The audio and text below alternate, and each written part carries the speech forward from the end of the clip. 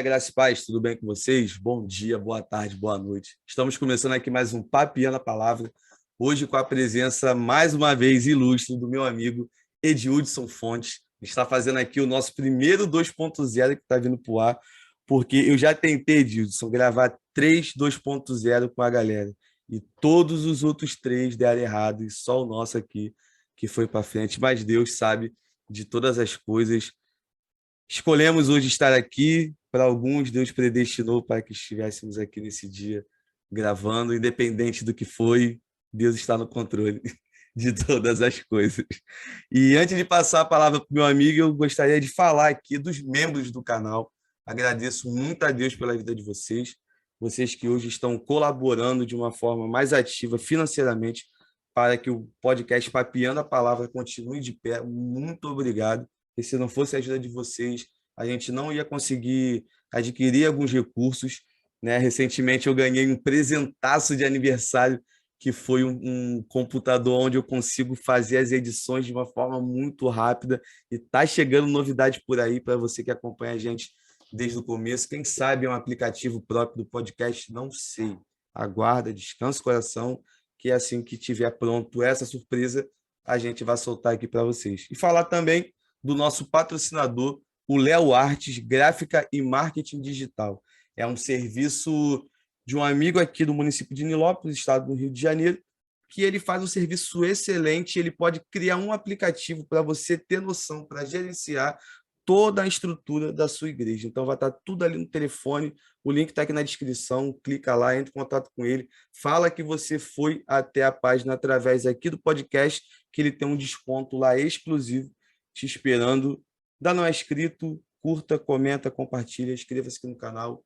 Tamo junto e vamos com tudo. Meu amigo Edildson Fontes, é um prazer novamente te receber aqui nessa loucura que é o Papiando a Palavra. E se apresenta para a galera aí que ainda não te conhece, fala um pouquinho da sua vida. Muito bem, obrigado pelo convite, primeiramente, meu amigo Rafael. Para mim é um prazer, uma honra estar aqui mais uma vez participando desse podcast. Eu sou pastor Edildson Fontes, eu sou pastor auxiliar da Assembleia de Deus, Ministério de Cidade Santa, pastor Rodrigo Costa. Essa igreja fica no bairro de Vista Alegre, aqui do Rio de Janeiro. E a minha formação, eu me formei em bacharel em teologia pela FATEOS, convalidei meu diploma pela FATIM. Também tenho uma pós-graduação na área de ciências das religiões pela Faculdade Kennedy. Também tenho mestrado em teologia sistemática pela FATEOS, curso livre. Sou também professor de teologia de várias disciplinas aí em cursos teológicos. Tenho 3 obras publicadas pela editora Reflexão, né? O Padrão Teologia Arminiana, que até eu cheguei a falar num podcast anterior. Né? Esse aí que Reforma me arrebentou. Protestante. Pois é. Né? O meu segundo livro, né, Reforma Protestante e Pentecostalismo, a conexão dos 5 solas e a teologia pentecostal. E o terceiro livro é a sociologia da relação entre o arminianismo e pentecostalismo. Obras que eu participei como coautor, né, teve uma teologia sistemática que foi organizada pelo pastor Ismael Ferreira, pela editora, não lembro agora a editora, mas a obra que nós participamos foi uma teologia sistemática da ótica pentecostal. E aí depois de escrever acerca da pessoa do Espírito Santo. Né? E sou ex-colunista, eu era colunista da revista Clube de Sabedoria, mas ela parou com seus trabalhos, né? Mas todos os artigos e as lives continuam lá, não saiu, então estou lá, né? Mas a revista parou o seu trabalho. Né? E graças a Deus estamos aqui. Sou casado com Caroline Fontes, na qual mando um beijão para ela, né? minha rainha, mulher que conquistou meu coração, e meu filho Caleb, né? Caleb Fontes também, a bênção que o Senhor nos concedeu, e estamos aqui, mais um bate-papo aí, para edificar o corpo de Cristo, e eu sei que será algo maravilhoso e gratificante. Mais uma vez, obrigado pelo convite. Com certeza vai ser um bate-papo muito maneiro, sempre é um bate-papo muito legal, extremamente edificante, extremamente engraçado. E para você aí que for com alguma dúvida sobre uma das obras que ele falou, que eu disse que me arrebentou lá atrás, quando eu tive o primeiro contato com ela, vai estar o cardzinho aqui, passando aqui em cima. Quando acabar, depois você procura lá, Papiando a Palavra, que o Edildson Fontes tem lá atrás que a gente gravou, e lá naquele podcast a gente está falando sobre isso. foi um livro que me ajudou muito. Alguns amigos vão falar, Edilson, que esse livro me ajudou a me converter, mas eu não gosto de usar esse termo para não ser algo negativo para os meus irmãos calvinistas, né? Então, ele abriu meus olhos para algumas coisas e me ajudou no Uhum. direcionamento. Eu prefiro tratar dessa forma. Então, Até porque, o Rafael, essa questão de conversão, a conversão é para Cristo, né? E posicionamento exatamente, teológico é uma questão secundária. Então, ao invés de você mudou o posicionamento, ou talvez até pensava de uma forma, não tinha um conhecimento. Então, mudar de posicionamento não é conversão, né? Mudou de posicionamento. Né? Que conversão é quando a pessoa não conhece a Cristo e se converte, que reconhece o senhorio de Cristo na sua vida. Isso é conversão. Para, exatamente. me converter ao calvinismo. Não, o calvinismo não é evangelho, nem o arminianismo é evangelho. Não, isso é nomenclatura teológica de identidade. Então, na verdade, o irmão não se converteu. O irmão já era convertido em Cristo. Né? Agora, aconteceu que o irmão viu um posicionamento e viu que o que mais se identificou. Né? Seria esse. Mas não deixou de ser irmão em Cristo, Ah, ser claro que filho de não. Deus. Né? Quem somos salvos pela graça e não pelo meio Exatamente, Armínio ou Calvino. Só é exatamente, importante como identificação, mas acima é Cristo. exatamente. Então, para a galera aí que é da ala um pouquinho mais chata de ficar encerrando essas brigas bobas pra caramba, tá de boa, tá tranquilo. A gente tá aqui, te respeita vocês, fica tranquilo, vocês, meus irmãos calvinistas, que essa semana me mandaram uma mensagem um pouco complicada aqui no Instagram. Depois eu tiro um print e te mando, Edilson, para você ter noção de algumas situações. E é isso aí. Amo vocês em Cristo Jesus. E dando continuidade aqui ao nosso bate-papo, meu amigo, é, você tem alguma experiência ou algum projeto que você começou nesse meio tempo que a gente gravou? Alguma coisa mudou de uma forma muito positiva na sua vida que você possa compartilhar com a gente? Olha, meu querido, nesse período, né, que gravação do podcast, coisa assim, foi o período que eu estava sendo colunista na revista Clube de Sabedoria, né? No ano retrasado, que eu fui convidado, na verdade, eu fui indicado pelo pastor Roberto Cruvinel, um pastor pentecostal muito conhecido, principalmente em São Paulo. Já teve até no programa do Luciano Gimenez algumas vezes, né? Para muitos debates, principalmente debates, pastor Cruvinel, ele sempre participa.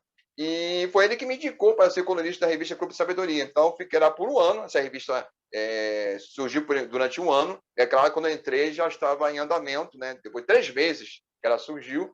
Mas ali eu pude, foi uma experiência boa, ser o colunista de uma revista, né? Você escrever artigos para uma revista, mesmo que seja um público geral, mas a forma que eu fui assim indicado foi tratar meio de teologia mesmo. E aí podemos falar de reforma protestante, falamos também sobre o arminianismo, falando do pentecostalismo, né? É claro que meus artigos até dividi, né? Para não ficar um artigo muito longo, porque em revista você tem que ter um limite. Jamais com uma revista, de forma geral, uma revista evangélica, né? Que trabalhar diversidade de assuntos, né? Não é uma revista acadêmica, né? Então você pode até tratar assuntos teológicos, mas uma coisa sucinta. Então dividir partes, né? Para as pessoas na próxima edição acompanhar aquele assunto, né? Então, foi uma experiência assim maravilhosa como um colunista, né? E outras questões assim também. Um exemplo também ano passado foi um jornal, Guia-me, um jornal evangélico muito conhecido, no meio evangélico, que eu dei uma entrevista na semana sobre a Reforma Protestante.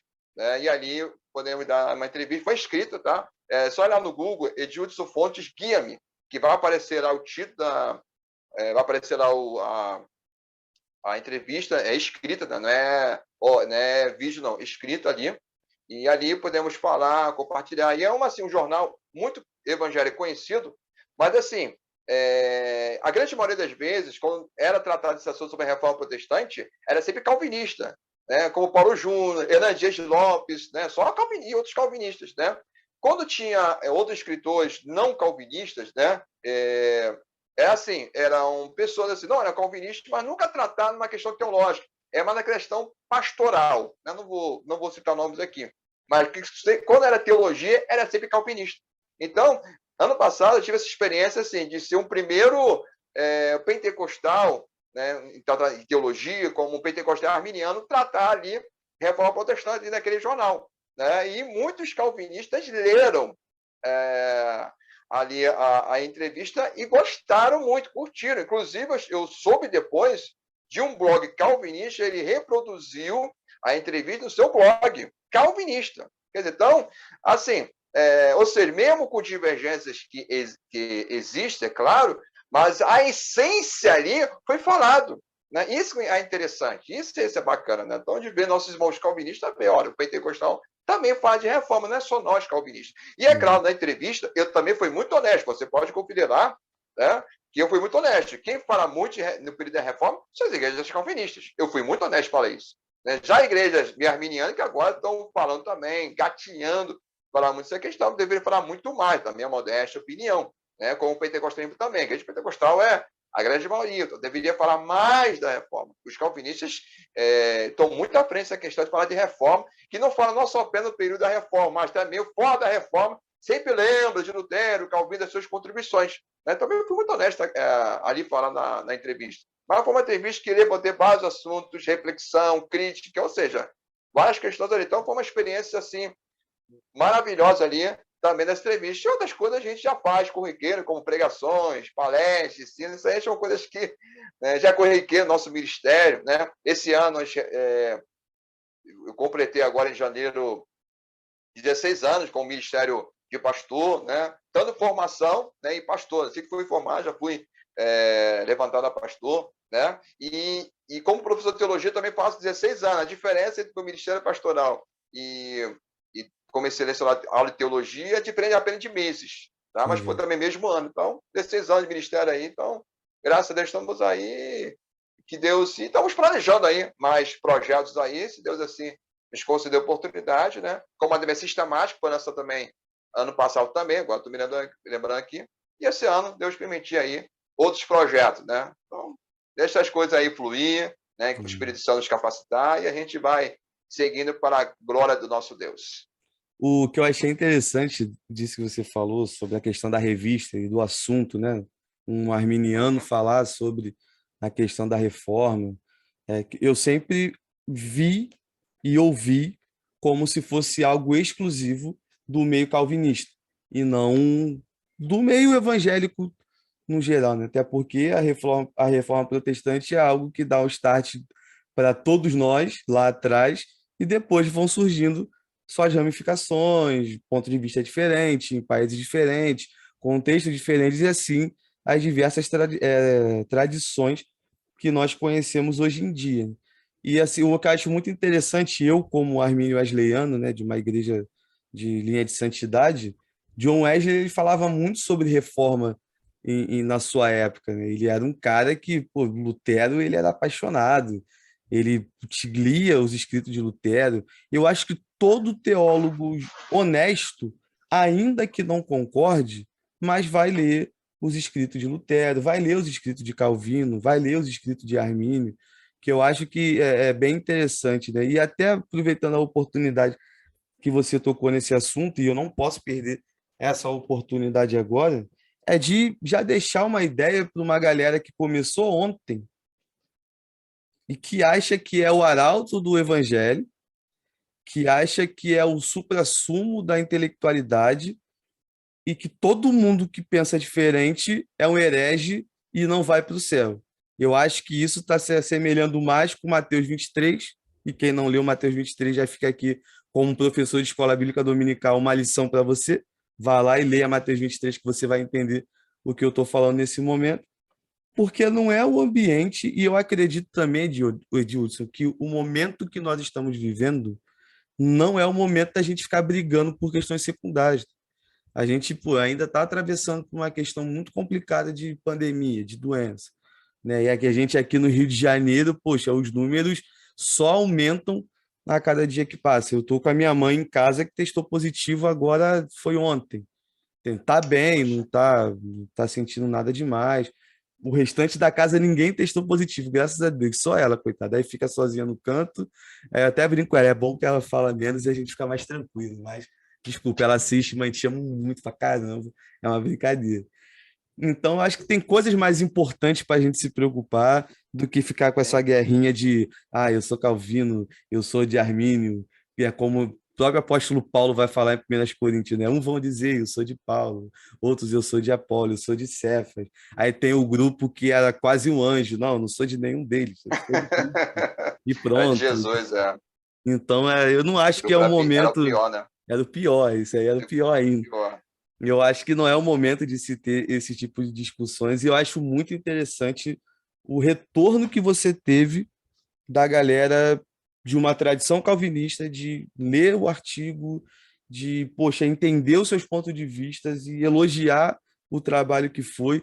E isso é um exemplo para mim que eu fico muito feliz de coração e que demonstra o quanto que a maturidade no meio da igreja ela se faz necessária no tempo que a gente vive. Assim, até aproveitando já te fazendo uma pergunta em relação a isso. Você acha que o meio evangélico, quando ele fica colocando essas brigas em um certo local de destaque, isso significa uma falta de maturidade?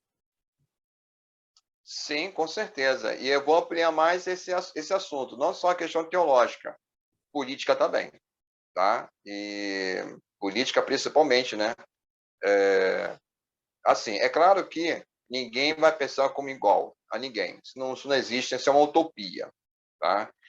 Nós somos seres humanos, somos diferentes, então é claro que vão ter as nossas diferenças, isso é mais que normal. Mas, assim, o debate, na verdade, deveria refletir, assim, para fortalecer a identidade e não para atacar uma outra. Tá? Mas nem sempre a história da igreja, esses debates ocorrem dessa forma. Sempre aquela questão. Eu penso assim, você pensa diferente, você é herege, você é do diabo. Não estou falando em português bem claro. Assim que sempre era feito os debates. Né? Por isso que, assim, um exemplo, o Síndrome do Norte foi uma jogada política. Não foi uma questão de teológica. Desculpa calvinista, mas é história. Foi uma jogada política. Que os reis mostrando não tinha que falar nada. Só chegar, vocês erram nisso, nisso, nisso e acabou. Não tinha um espaço para falar e quando falava é pouquinho e acabou. Né? Falando assim de uma maneira bem sucinta, que é um assunto muito complexo e para não fugir aqui o foco aqui. Então, o debate, na verdade, deveria ser uma reflexão para mostrar em que sentido. Como é que a pessoa pensa e o outro lado pensa de forma diferente. E dali você tirar a sua conclusão para reforçar, acontecer. Então, assim, o debate ele é bem-vindo em certos aspectos. O que acontece nas redes sociais não é um debate de reflexão, é o ativismo. É o problema isso. O problema não é o debate, é o ativismo. Né? O ativismo teológico. Né? O pessoal acha estranho, mas existe. Né? A pessoa está ali militando por Calvino ou por Armínio. Né? É claro que existe também a teologia luterana, vamos ser desonestos. Mas o que mais subsai é calvinista e arminiano. Então fica aí se atacando, né? Faltando correspondimento com o outro, tratando o outro como hereges. Né? Muitas pessoas falam do meio calvinista, que calvinistas que sobressai mais, né? Mas o meio arminiano também age da mesma forma também atacando calvinistas, tratando como hereges. Né? Então, assim, isso aí está fora da proposta do reino. O debate ele é necessário, sim, porque na igreja primitiva, né, em Mateus 15, Mateus não, perdão, Atos capítulo 15 é o primeiro concílio da igreja. Ali é o debate. Ali, tá? Então, o debate sempre fez parte da igreja. Mas a forma que a gente vê hoje nas redes sociais é o ativismo, na verdade, é o ativismo teológico. É o querer ofender o calvinista, atacar o calvinista. Eu estou falando calvinista porque eu sou arminiano. Então, vai dizer que eu sou melhor do que ele. Ataca, se for um pentecostal, vou atacar porque pentecostal é isso, aqui para chamar de herege. Né? Infelizmente, os pensadores, tá? Certos representantes incentivam isso.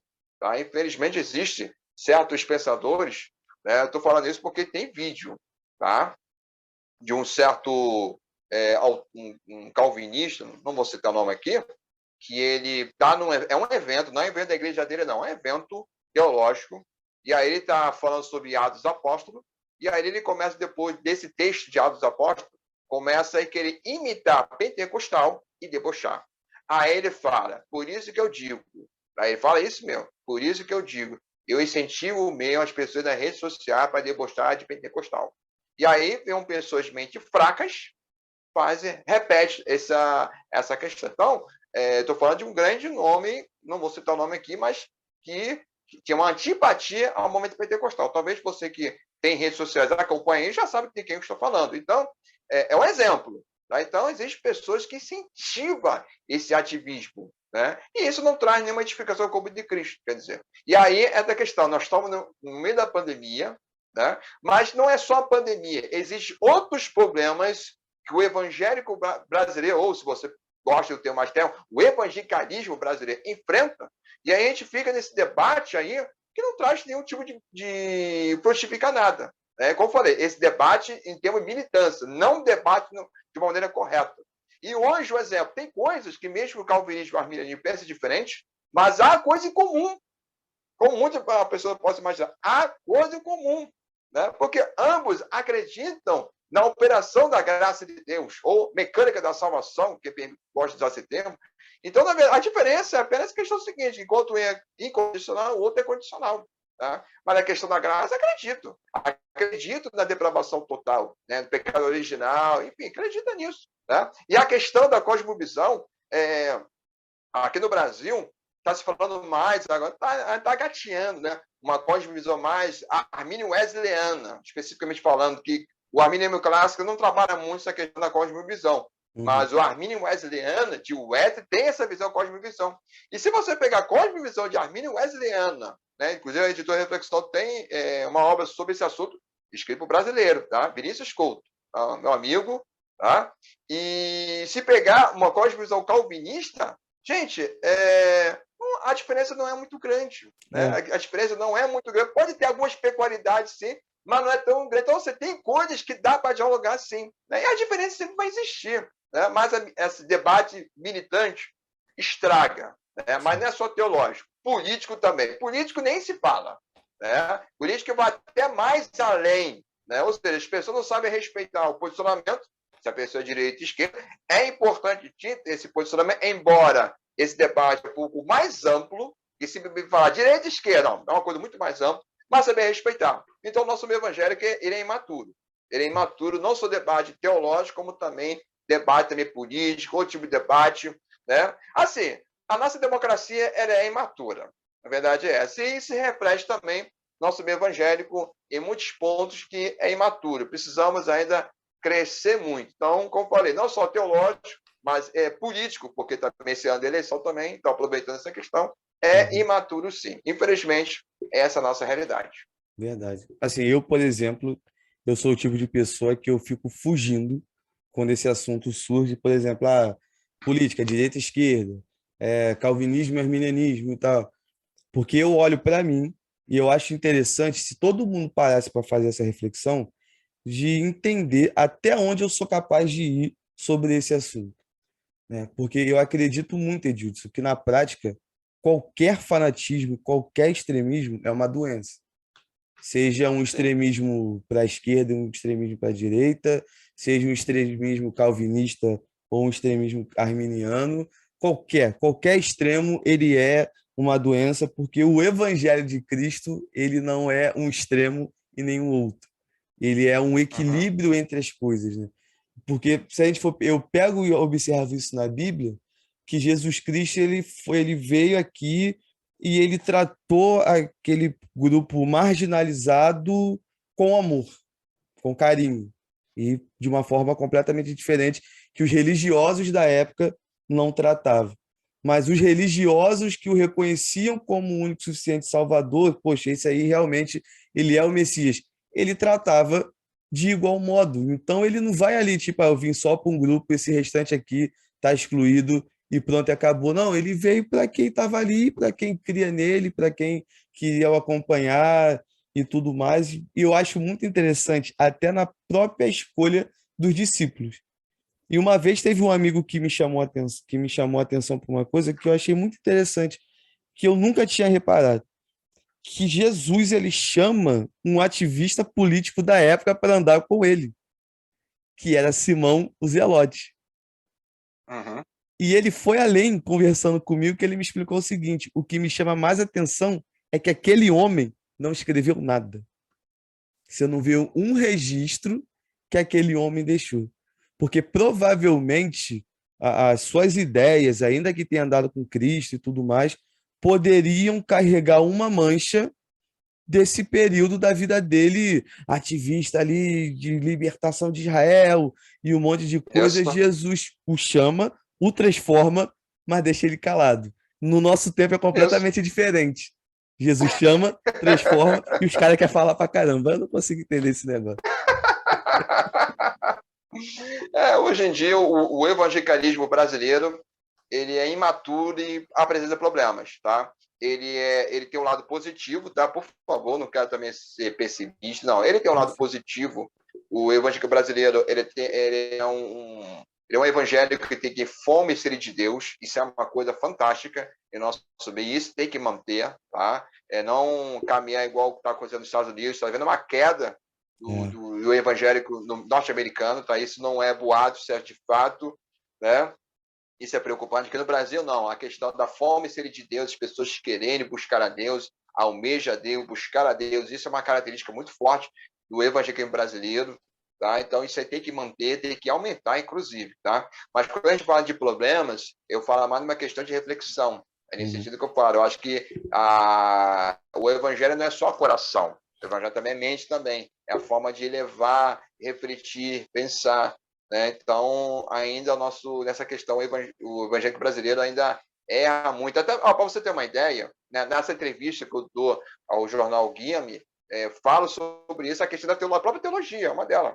A teologia é uma ciência, não é uma ciência divina, tá? A teologia como a história, filosofia, geografia, mas é uma ciência, né, que fala a língua da igreja. Ela fala a língua da igreja. E sabe que no meio evangélico ainda tem igreja, pessoas. Aí, quando eu falo isso, eu não estou falando só meio pentecostal, não. Estou falando meio evangélico geral. Tá? Não tem uma olhada da teologia como ela merece. Tá? Deveria tratar melhor a própria teologia. A mesma que a pessoa não tem formação teológica, a pessoa, enfim. Mas você ali, uma liturgia de culto, seja de qualquer igreja, a liturgia de culto, ali a teologia está vivenciada. Quando você pega uma revista escola dominical, não importa qual seja a sua denominação, até mesmo se a igreja local tanto, ela está usando a teologia ali de uma maneira, forma e prática. Então, a própria teologia, ela demonstra isso, que o evangelho brasileiro não trata bem como deveria tratar. É bem verdade que o crescimento, o interesse está crescendo. E quando eu falo interesse teológico, eu não estou falando apenas ir para o seminário ou faculdade teológica estudar. Não é só isso. Né? Estou falando de você estudar, adquirir conhecimento, absorver e utilizar. É nesse sentido que eu falo. Porque tem muitas pessoas, eu já vi muito isso, pessoas têm em curso teológico, tá? E de nome, cara, mas, depois que sair, ele pega todo o conhecimento e joga de lado. E prega um monte de baboseira. Cansa de ver isso. Tá? Agora, diferente quando você absorve o conhecimento ali e você começa a usar no seu dia a dia, na pregação, no ensino, na escola dominical, enfim, é outro papo, é nesse sentido que eu falo. Então, o evangelho brasileiro ele tem seus problemas, sim. A própria questão da pandemia também, né? Enfim, alguns fazendo especulações, colocações bem problemáticas. Então, assim, nosso evangelho brasileiro precisa crescer. Tá? Graças a Deus tem fome e sede de Deus, sim, mas precisa crescer muito essa questão da reflexão. Né? Então, essa é uma visão que eu tenho acerca do nosso evangélico brasileiro. Entendi. E eu olhando para essa situação também, eu acredito muito que o que falta para algumas pessoas é a questão como é que eu posso dizer? De um bom direcionamento. Né? Hoje eu estou na internet já tem há mais de um ano ativamente. E eu observo, Edilson, que eu vejo assim, muitas pessoas que um mês ele é guiado pelo fulano de tal, no mês seguinte ele é guiado pelas afirmações do outro cara completamente diferente, que vai pregar às vezes tudo ao contrário do que o cara do mês passado pregou. No mês seguinte ele já tem uma ideia uma absurda, com afirmações bem malucas mesmo. Se Jesus Cristo olhou ali a fruta e falou para o pai, olha, pai, eu comeria também no lugar deles ali, como teve um pastor que falou isso há um tempo atrás. Então, e eu fico muito preocupado que é uma galera assim jovem que leva essa ideia. Eu já conversei com algumas pessoas que são ali o chamado TikToker cristão, né? Que tem uma galera que tem um conhecimento até interessante. Não posso te afirmar que é uma pessoa já madura, com uma capacidade absurda, não, mas tem um conhecimento bom e bem direcionado, vai chegar lá na frente num lugar bem interessante, mas também de uma galera que viaja muito com algumas coisas, de, sei lá, acreditar que algumas coisas que estão fazendo é uma forma de evangelismo. Eu não sei, eu fico olhando para esse cenário e eu fico observando que tem muita coisa que gera mais uma bagunça, uma confusão, do que deixar Sim, as coisas bem claras, como é a mas verdade claro. do evangelho. É sempre muito claro, não é nada complexo, não é nada Uhum. absurdo, não é nada que traga confusão para a mente das Isso. pessoas. Pelo contrário, né? Ela vem para esclarecer as dúvidas, para esclarecer as confusões. Esse é o objetivo da verdade do evangelho. Isso. Talvez, Rafael, seja essa maturidade, empolgação, oba-oba, né? É. Que eu sei que você está falando, né? Que assim, as pessoas vão, assim, tudo para evangelizar. Mas até que ponto? Até nessa questão também eu falo também da entrevista do jornal, critérios. Né? Eu acho que as pessoas acham que tem que ter critérios, sim. Quem disse que não? Se o próprio, próprio Jesus teve seus critérios naquele período da evangelização, a igreja primitiva tinha seus critérios, por que hoje a gente tem que achar que tudo em nome da evangelização? Não é bem assim. Então, assim, é uma imaturidade, sim, que as pessoas fazem, uma imaturidade.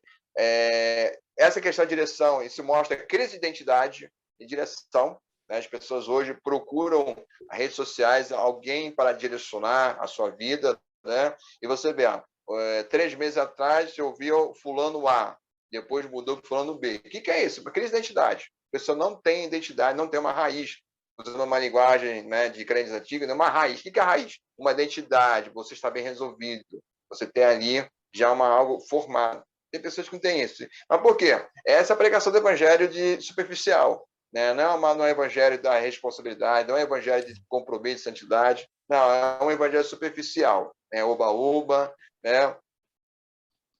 É tudo com o meu popular apresenta o exemplo. Se é de branco mesmo, porque a moda é essa, peraí, e por que nesse sentido? Não dá para repetir. Aí, não, agora hoje, um exemplo, Jesus não é mais Deus, Jesus é o semideus. E a galera vai engolindo essa colocação herética, mas vai engolir porque é inovação, é novidade, é oba-oba, só não tem critério, peraí. E quando fala de novidade, por favor, eu não estou aqui sendo saudosismo, dizer, não, nós temos bem no cor do passado. Peraí, mano, não estou falando disso. Eu estou falando de essência, coerência. Estou falando disso. Tá? Que tem pessoas que quando falam isso, tradicionalismo. Estou falando de tradição. Eu estou falando de coerência, o que a Bíblia diz. Tá? Nós temos que contextualizar em termos de viver a atualidade, sim, mas a essência da Bíblia, não. A Bíblia continua sendo a mesma. Jesus é Deus, Jesus é o Senhor, a Bíblia é a palavra de Deus, e ponto. Tá? Ele foi criado em Atualizar. Gênesis 1. Isso aí é uma grande heresia. Né? E, enfim, tantas outras que eu já. Essa questão, né, que Jesus faria mesmo lugar de Adão, isso é uma heresia das bravas. Isso é um pelágio. Que Acho que até. comparação. Que comparar, acho que vai mais além do que a heresia de Pelágio, meu Deus do céu. Até Então, Pelágio se assim, contorceu no túmulo quando viu com esse. certeza, porque o problema de Pelágio é não acreditar na questão na operação da graça de Deus e na moralista. Mas dizer que Jesus ia morrer no lugar de Adão, gente, essas pregações de hoje eu não sei onde vai parar. Tá? Quer ver É, uma outra aqui, né, só para não dialogar aqui? Um certo pastor de nome, tá? Não vou citar o nome aqui, mas ele estava fazendo uma live com outro pastor, que é conhecido como um cantor, hoje está mais com um pastor, que na época, quando era mais jovem, esse pastor que é cantor, chegou também a falar alguma bobagem, mas hoje, para que está mais maduro, né, ele está mais coerente. E aí, esse pastor, bem experiente, tá, falando para ele, vem cá, essa questão de a liderança de hoje. Aí o pastor, né, que é cantor, ele deu uma resposta aqui, ó, palmas. Ele falou o seguinte, olha, o pastor tem que demonstrar para as suas ovelhas que ele ama as ovelhas, ama a Deus da sua obra. O pastor tem que demonstrar isso. Tá? Eu falei, ó, parabéns para esse pastor aí. Tá? Parabéns para ele. Mas quando foi esse... vou até citar o nome desse pastor, que é o Levandão. Né? Foi ele que falou isso, que o pastor tem que mostrar que ama as ovelhas. Eu estou falando das minhas palavras assim, dessa live que estava participando. Isso aí. E tem que ser assim mesmo. né? Mas quando eu for pastor mais experiente, que eu vou imitar, não vou citar o nome aqui, ele falou, cara, eu falo com os pastores do palestra, pastor tem que imitar empresas de igreja. Eu falei, quê? Eu não estou acreditando, né? Porque a empresa ela faz tipo de porta assim, porque existe uma estratégia, e o pastor tem que fazer isso. Peraí. Eu não estou acreditando no que eu estou ouvindo. Que viagem. Peraí. Olha, gente, é um pastor conhecido, experiente, né? Como diria uma expressão popular, macaco velho, para quê? Tá falando isso? Meu Deus, aonde vamos parar? Gente, a igreja, por mais que ela pode ser na parte administrativa, igual a empresa, na parte administrativa, igual a igreja, porque tem CNPJ e tudo, embora nosso país como uma instituição religiosa sem fim lucrativo, mas a igreja tem um objetivo, e o objetivo é ganhar pessoas para Jesus. É claro, não estou fazendo apologia de igreja, ficar caindo aos pedaços, não. A igreja tem que estar... Igreja que tem condições, tem que viver a sua realidade também. Apresentar uma moda estética, boa, bonita, agradável, sim, dentro da sua realidade, não fora da sua realidade. Mas nunca se esquecer que o seu objetivo não é que a tua igreja seja parecida com uma empresa. As pessoas têm que estar na igreja e dizer, não, aqui é a casa do Senhor, aqui é o lugar de adoração, louvor, e enaltecer o nome de Jesus. E não se parecer com empresa, estratégia com empresa. Peraí, aonde vamos parar? É com essas colocações desse pastor que, lamentavelmente, perdeu o crédito comigo. Eu tinha uma grande... essa pessoa com um grande respeito, tá? Mas perdeu para mim crédito comigo, porque comparar, dizer que o pastor para que a sua igreja venha como empresa, irmão, para com isso. E mas aí o que acontece? A sociedade fica criticando. E a mensagem do evangelho pede mais credibilidade. Nas redes sociais, o pessoal fez uma dura crítica. Mereceu. Porque evangelho é transformação, não é empresa. Se a pessoa quer ter empresa, vai fundar a sua empresa, então. Não vai usar o nome da igreja, não. Vai fundar uma empresa, então. Vai fundar uma empresa, aí faz tudo que tiver em empresa, faz. Mas igreja é outros 500, porque igreja é lugar de adoração, de administração da palavra de Deus. Vou até usar um termo técnico aqui, a igreja é o sagrado, um termo que o pessoal evangélico não gosta de usar muito, um termo mais acadêmico, é sagrado, é o lugar de adoração, glorificação, ensino da palavra de Deus. É outra coisa, meu Deus do céu. Aonde vamos parar isso? Então, assim, são coisas assim, absurdas. Aí o pessoal vai engolindo, né? Que acha legal, bacana. Aí, pastor, então, misericórdia. Engole isso, quer implantar na sua igreja, né? Aí, quando se tiver um teólogo que vai questionar, teórico é chato, teórico aqui. Mas se esquece que na história da igreja, a teologia contribui muito para a teologia, o desenvolver da doutrina. Tertuliano, sabe quem foi Tertuliano? Né? As pessoas esquecem, né? Foi aquele que botou o nome de Trindade, que usa, a grande maioria das igrejas são trinitarianos, né? O Pai, o Filho, o Espírito Santo. Mas, infelizmente, né, a moda hoje é facilidade, né? Pregar que Jesus não é mais Deus e qualquer tipo de heresia para encher a igreja, e vamos lá, e Deus está se agradando. E não é bem por aí, não, né? Mas, enfim, já. Ou então esse problemas. Aquelas pregações receita de bolo. 5 passos para isso, 3 passos para aquilo.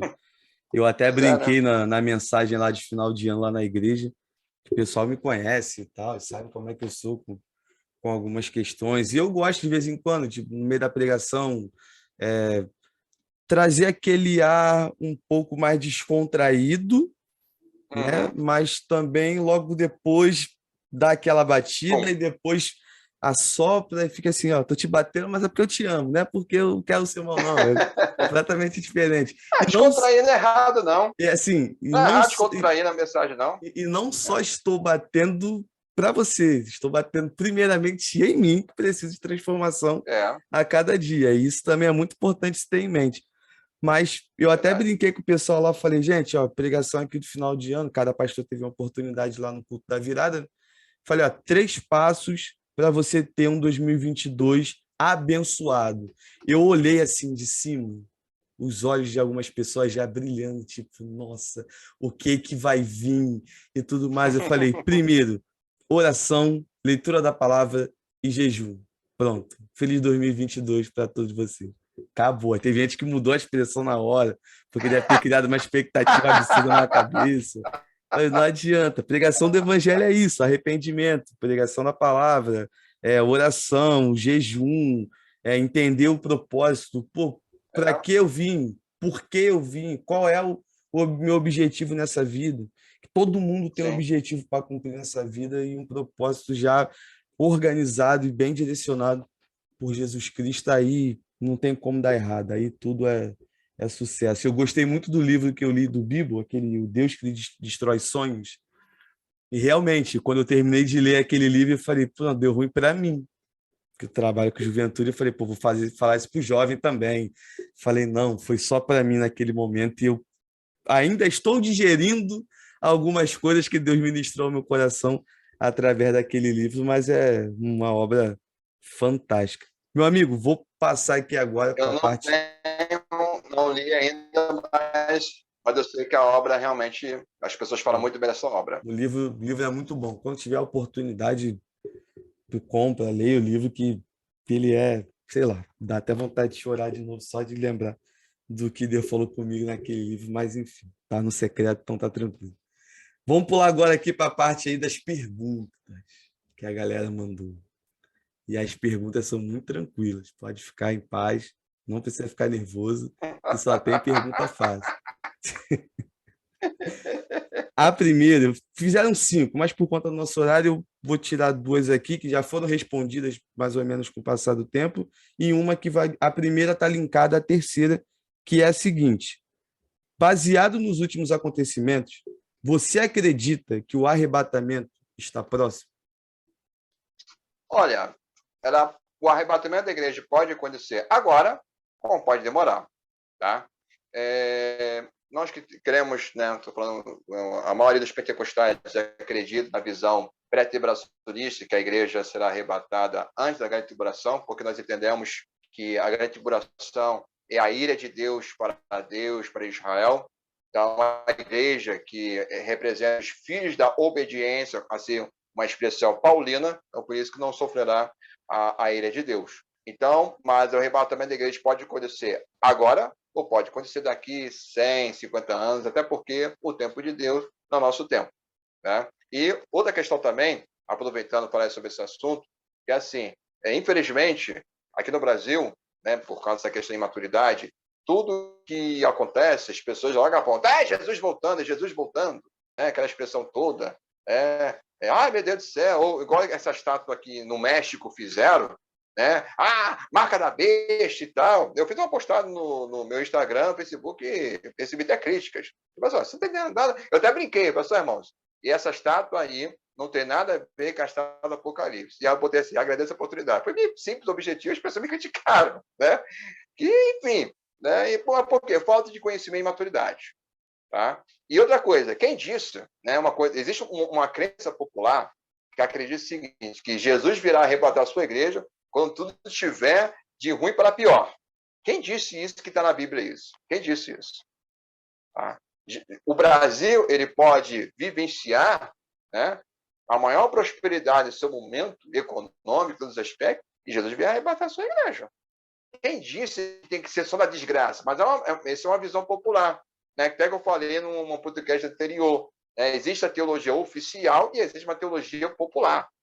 Né? E como a visão pré-tribulacionista se tornou popular, né, nosso meio evangélico, né, principalmente o filme, né, Deixados para Trás, né, que, na verdade, entenda uma coisa, o filme é uma coisa, a forma que o Tim Haller fala é outra coisa, que o Tim Haller é um teólogo, mas o filme trata de uma forma um pouco romântica, mas os livros de Tim Haller é outra coisa. Vamos ter que separar aqui esses pontos. É igual o C.S. Lewis, né? Crônica de Nárnia, como o C.S. Lewis escreve, foi para criança, depois que a coisa andou para mais público geral. Mas é focado para criança que o C.S. Lewis escreveu. E ali tem uma questão teológica. Mas para você entender C.S. Lewis, não é suficiente. Tem que ler o quê? Porquê do Sofrimento, Cristianismo Puro e Simples, que é o livro mais famoso dele, né? E tantos outros livros que C.S. Lewis tem. Então, para entender a visão do Tim Haller, tem que pegar livro de teologia, não é livro de Deixado para Trás, que tem um pouco de romantização ali do assunto ali, né? Que as pessoas, infelizmente, gostam de fazer espantalho com a visão pré-tribulacionista, pegando os filmes. Filme é filme, entra questão de Até a roupa então, sobe junto. Jesus, até a roupa junto. Então, assim, é uma questão mais romântica, né? Eu Ali do quero filme ser ali. Então, arrebatado com a camisa do Flamengo. aí alguém vai falar assim, ó, não vai não, porque não é de Deus, vai ficar aí, não vai ser arrebatado, enfim. Então, brincadeiras à parte, então, assim, Jesus pode voltar agora, como daqui 50 anos. Agora, nós, como cristãos, nós temos que estar preparados para agora, igual os apóstolos. Quando a gente lê o livro de Atos, né, e até as epístolas paulinas, de João, de Pedro, a gente vê que eles esperavam Jesus naquele momento. Tá? Então, é um exemplo que a igreja primitiva ali se expressou e nós temos que pegar isso para nossas vidas. Que Jesus pode voltar agora, está preparado para ele. Mas e quando Jesus não vier, vamos viver nossa vida, viver nosso plano, casando, trabalhando e fazendo a obra de Deus que Deus confiou à igreja. Não foi classe de empresário, nem classe política, não. Foi a igreja para a pregação do evangelho. E além da pregação do evangelho, influenciar a sociedade. Né? Tem pessoas que acham também que a visão pré-tribulacionista não é pessimista a questão da cultura. É bem verdade que teve alguns seus representantes tinham uma visão um pouco pessimista acerca da cultura, né? Mas isso não é todos, não. Tá? Há teólogos pré-tribulacionistas, dispensacionalistas, né? que encara a cultura como algo que ele pode influenciar e, ao mesmo tempo, pregar o evangelho. Para deixar isso bem claro aqui. Tá? Então, Jesus pode voltar agora, como daqui 50, 100 anos. Mas uma coisa é certa, Jesus vem. Isso aí nós temos que ter certeza e estar preparado. Jesus não voltou, vamos viver nossa vida dando glória a Jesus. Amém. Vou que uma vez colocar numa caixinha de pergunta lá no Instagram. Você acredita que o arrebatamento é antes, durante ou depois da grande tribulação? Eu tomei para a minha vida a seguinte resposta. Eu me preparo para que seja antes. Eu me preparo para que seja no final. Se for antes, tô no lucro pra caramba, já ganhei demais. O que eu quero é ir ficar com ele e tudo mais. Aí teve gente que mandou um monte de mensagem. Não, é uma teologia que tem embasamento numa heresia, que não sei o quê e tal. Eu falei, tá bom, amém. Eu sei que não é, mas deixa eu falar, cara. Deixa eu preparar do jeito que eu tô falando e tá tranquilo, porque uma das coisas que eu aprendi, que eu achei muito interessante, é que na igreja que eu congrego, a Nazarena, ela não tem uma posição firme sobre a escatologia no sentido de ser pré, meso ou pós-tribulacionista. Crê que Jesus Cristo vai voltar, cumprindo uma promessa que ele mesmo fez, que ele voltaria. Então, deixa assim em aberto para cada um, aberto, né? dentro do seu estudo, da sua visão e tudo mais, poder entender da forma que segundo entendeu das Sagradas Escrituras. Eu tenho um conhecido, não vou falar o nome dele aqui porque ele acompanha o podcast, e o que acontece? Ele era pré-tribulacionista e mudou para pós-tribulacionista. Só que ele não fala, porque ele tem vergonha. E eu já falei para ele várias vezes, até se tu estiver assistindo, meu amigo, a gente está aí aprendendo a cada dia. Eu conheço gente que era pós e mudou de posicionamento. Não, agora eu sou pré. Mas independente da ordem que é o negócio, que vai acontecer, que a gente não sabe exatamente como é que vai ser em relação a isso, é a mesma coisa da questão da salvação. É pela graça. Mas alguns veem como a questão do livre-arbítrio, outros a questão da predestinação, e o assunto volta de Cristo, dentro do assunto escatologia, da ciência. Ele vai voltar. Agora, quando que vai ser? Eu acho muito interessante isso, que ele não nos deixou uma certa confiança de deixar assim, olha, eu vou voltar antes disso tudo aí.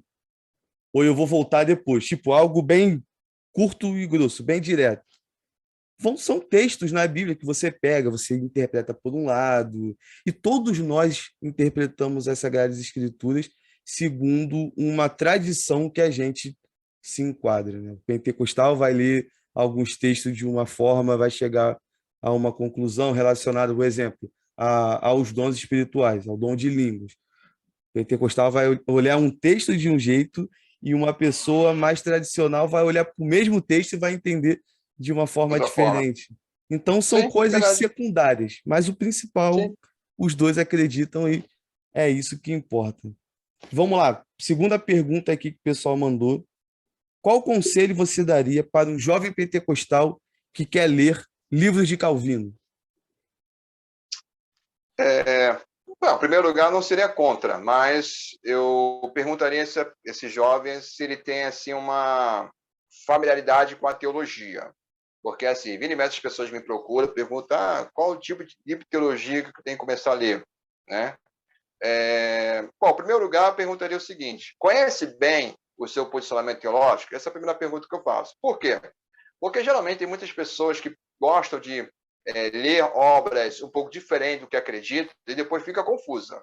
É Eu já verdade. cansei de ver isso, a pessoa fica confusa. Então, em primeiro lugar, lê aquilo que você acredita. E aí, quando eu estou falando que você acredita, não só me refiro apenas à teologia, em todos os aspectos. Né? Se eu sou um jovem na Assembleia de Deus, né? Nós somos arminianos, né? Nós somos pentecostais, né? Na questão da teologia, na escatologia nós somos dispensacionalista, pré-tebracionista e pré-milenista. Então, ou seja, conhece primeiro esse seu posicionamento para você não ficar confuso. Né? Porque canso de ver jovens pentecostais ficar confuso por causa disso. Não conhece aquele que acredita, começa a ler obras de outros autores que pensam diferente, até mesmo são críticos ao movimento pentecostal, e depois fica confuso. É. Confuso mesmo. Tá? Para depois tirar todo esse nó na cabeça é muito complicado. Então é o Alguns seguinte, até saem, né? acaba até saindo. Então, assim, não é problema ler Calvino. O negócio é você está bem resolvido do que você acredita, né? Ou será que você está ler Calvino por causa de influências de segundos terceiros? Né? Então, não tem nada contra a pessoa ler Calvino. Eu tenho em minha casa o comentário de Romanos de Calvino, tá bom? Eu tenho em minha casa o comentário de Romanos de Calvino, tá? Para deixar bem claro aqui, eu tenho outras obras de calvinistas, como Spru, um grande calvinista que já dorme no Senhor. Eu tenho as obras dele. Eu tenho a obra do Jamie Bush, que é outro calvinista também que já dorme no Senhor, também que tem uma teologia, uma sistemática, fundamentos da fé. Então, eu tenho outras obras calvinistas. Mas aquela coisa, estou bem resolvido daquele que acredito, daquele que eu professo. Né? Então, não há problema ler a obra de Calvino. Mas a pergunta é, está bem resolvido naquele que acredita? Para não ficar confuso. Vou fazer por curiosidade. Tá, mas Calvino vai fazer colocações ali que talvez você não concorde. E aí, você vai incluir tudo? Então, depende que tipo de nível de maturidade, entendimento a pessoa tem. Né? Então, eu considero que eu dou. Agora, tá bem resolvido que eu acredito. Meu irmão, você não precisa só ler Calvino, pode ler de tudo. Sim. Até ler Putman, Calbart. Pô, pastor, que isso?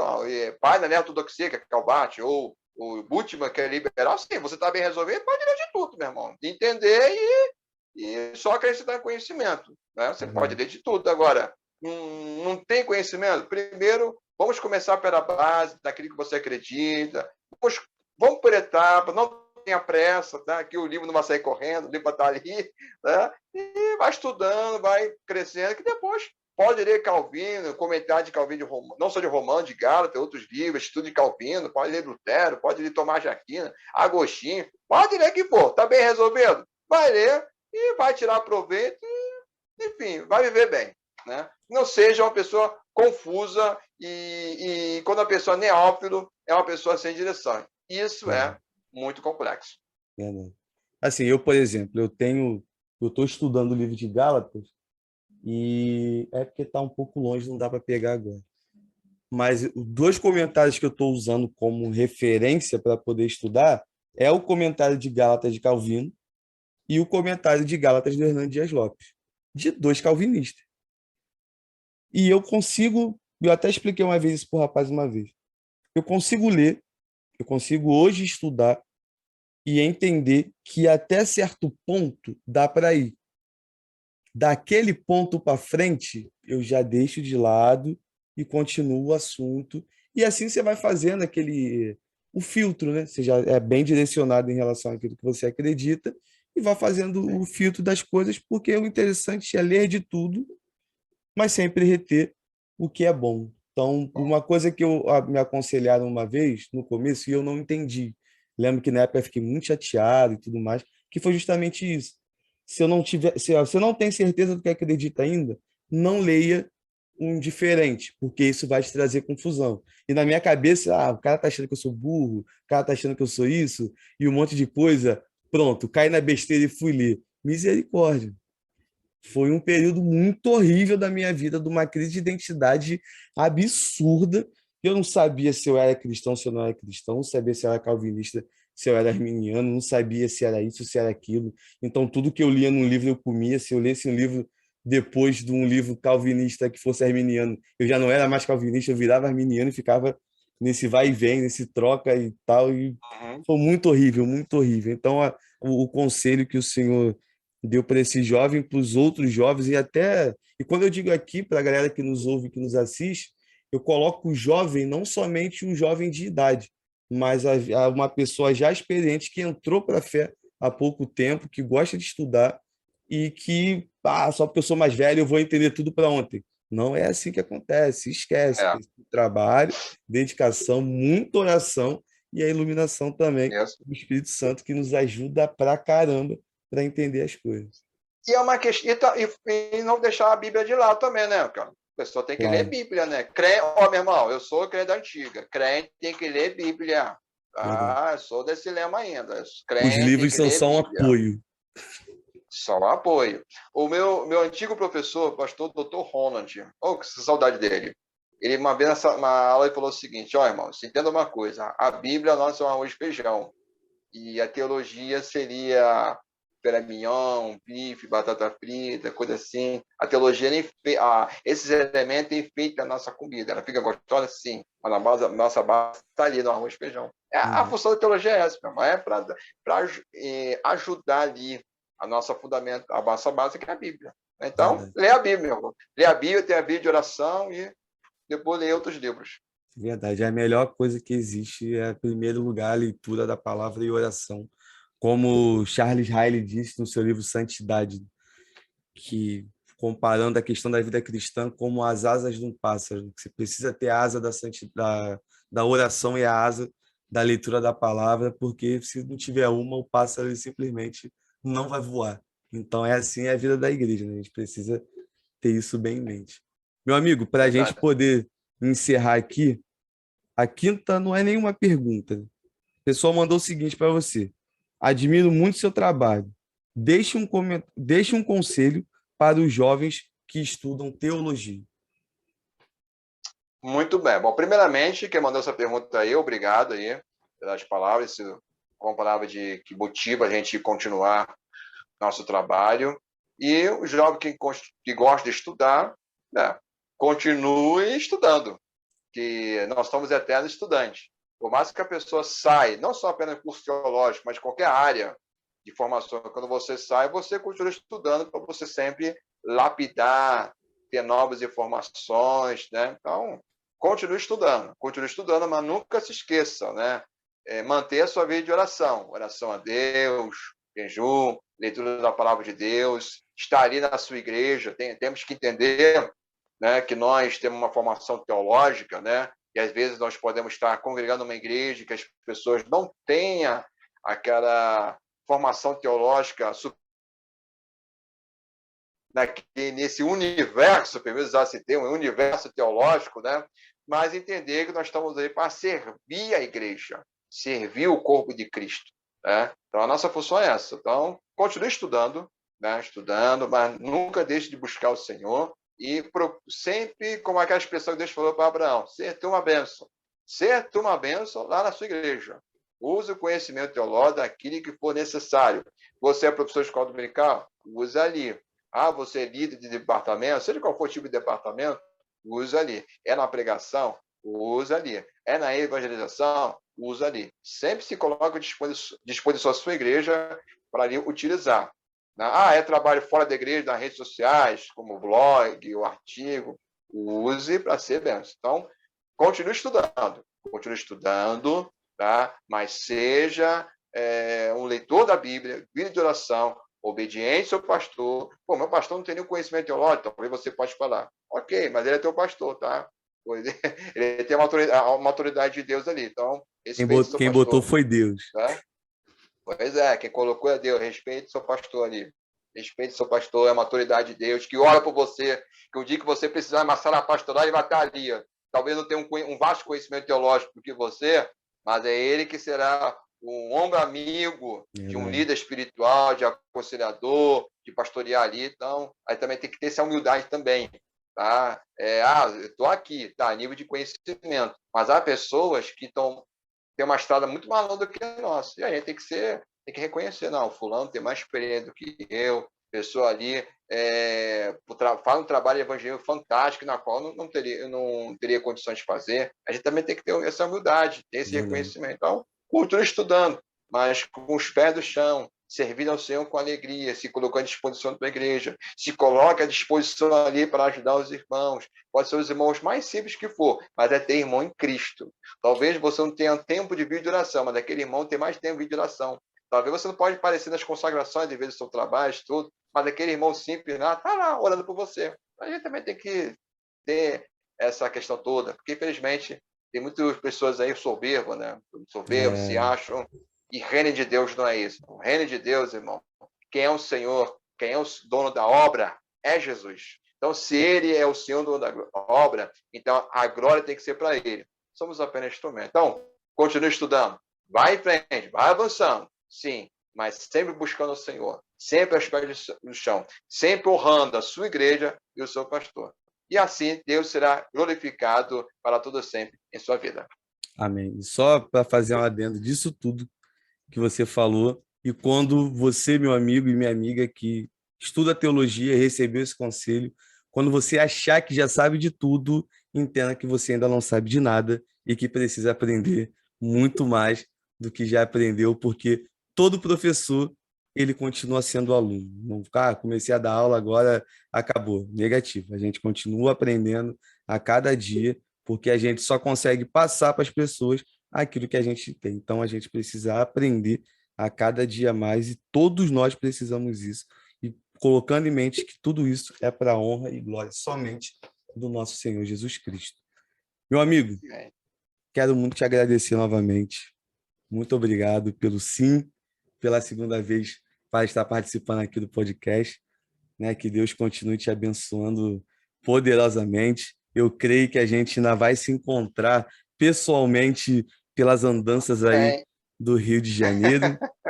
E eu tenho certeza que você é um amigo que o Cristo me deu de presente para poder me ajudar nessa obra penosa que é o ministério e de estar ali na vida cristã, hoje na vida pastoral também, que, vou ser muito sincero com você, é uma doideira do caramba, não fazia ideia que era assim, mas o negócio é puxado, é sinistro, mas a gente faz por amor, né? Não é um peso, nunca pode ser um peso, é sempre por amor. Verdade. Esse precisa ser Ministério pastoral não pode ser um peso. Esse precisa Ministério ser o pastoral tem que ser encarado pensamento. com honra. Eu Verdade. sempre entendi isso. Eu cresci na igreja, eu tive alguns pastores, alguns, não todos, que me encaravam com igreja com peso. Eu nunca encarei isso. Falei, não posso encarar ministério pastoral com peso, posso falar como honra. Tem responsabilidade? Tem, claro, isso aí não tem que negar, mas tem que encarar com honra, porque Deus te vocacionou, né? Te chamou para um ministério de honra, né? Que ser um ministro do evangelho é uma honra. Então, tem que fazer com honra, com amor, com carinho. Tem responsabilidade, mas tem também os seus benefícios. Quando eu falo benefícios, me refiro os benefícios em Cristo, tá? Não é benefícios, como infelizmente alguns pregam por aí, né? Enfim, não é isso, é benefício em Cristo. É diferente, né? Então, essas questões que eu falo. Então, é um prazer, uma honra. Né? Então, tem que encarar com amor, com carinho, responsabilidade, mas ao mesmo tempo com dedicação, com disposição. Então, é algo assim gratificante, vamos dizer assim.